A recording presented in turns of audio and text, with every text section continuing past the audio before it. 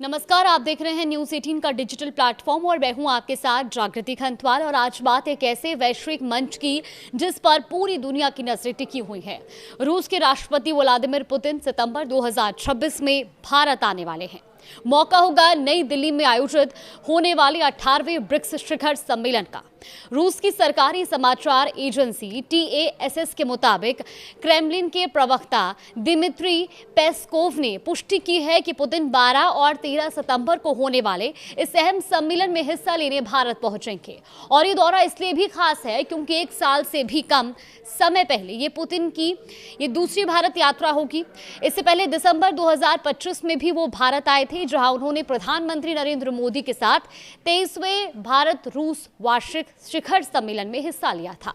उसी दौरान भारत और रूस के बीच रणनीतिक साझेदारी के 25 साल पूरे होने का जश्न भी मनाया गया था। अब एक बार फिर नई दिल्ली वैश्विक कूटनीति का बड़ा केंद्र बनने जा रही है। भारत की अध्यक्षता में होने वाला ये ब्रिक्स सम्मेलन ऐसे समय में आयोजित हो रहा है जब दुनिया कई बड़े भू राजनीतिक तनावों से गुजर रही है और खासकर पश्चिम एशिया में अमेरिका और ईरान के बीच बढ़ते तनाव ने अंतर्राष्ट्रीय चिंता को और गहरा कर दिया है।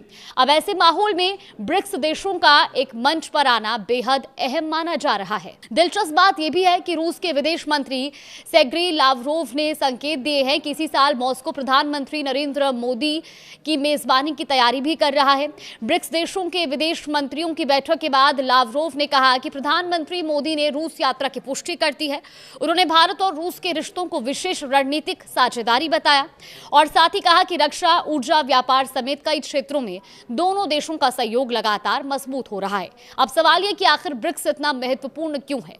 दरअसल ब्रिक्स आज दुनिया की उभरती अर्थव्यवस्थाओं का सबसे प्रभावशाली समूह बन चुका है।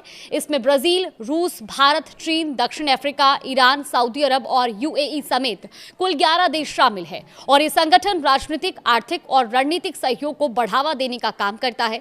विशेषज्ञ मानते हैं कि नई दिल्ली में होने वाला इस सम्मेलन सिर्फ एक कूटनीतिक बैठक नहीं होगा, बल्कि बदलते वैश्विक शक्ति संतुलन की दिशा तय करने वाला सबसे बड़ा मंच बन सकता है, क्योंकि इस समय दुनिया युद्ध, आर्थिक अनिश्चितता और नए गठबंधनों के दौर से गुजर रही है। वहीं पाकिस्तान भी कई वर्षों से ब्रिक्स में शामिल होने की कोशिश कर रहा है, लेकिन भारत इस संगठन का बेस मेंबर है और इसी वजह से पाकिस्तान की एंट्री अब तक संभव नहीं हो पाई है। तो सितंबर 2026 में नई दिल्ली सिर्फ एक सम्मेलन की मेजबानी नहीं करेगा, बल्कि दुनिया की बड़ी ताकतों के बीच भविष्य की रणनीति और नए समीकरणों की गवाह भी बनेगी।